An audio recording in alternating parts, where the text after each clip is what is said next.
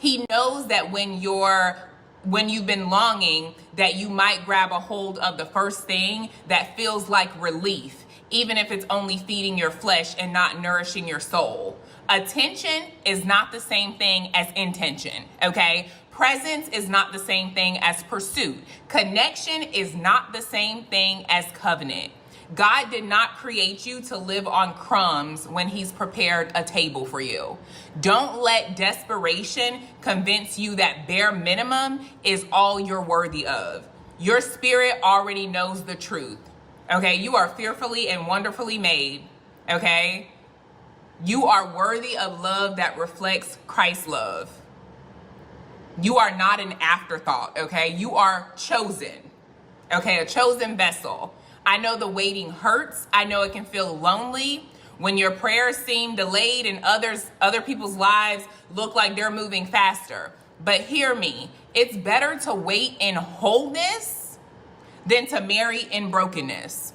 It's better to stand alone by yourself with God's covering than to lie in bed next to someone who can't even cover you in prayer, and their prayer actually makes it past the ceiling. Your waiting is not wasted. It's sacred ground where God is refining you, strengthening you, and teaching you how to recognize the difference between his best and the enemy's bait, okay? Don't lose sight of the fact that your discernment is a gift. Use it. Don't silence the warning bells in your spirit just because your emotions are speaking loudly, okay? Don't confuse movement with progress. Just because someone shows up doesn't mean they're sent. Just because it feels good in the moment doesn't mean it will bear fruit for a lifetime. Don't let your head be so high in the clouds or your heart be so wide open that you ignore what you already know deep down. You deserve more. God's best does not leave you anxious, confused, or questioning your worth. God's best brings you peace, confirmation, and alignment. God's best carries fruit that will last.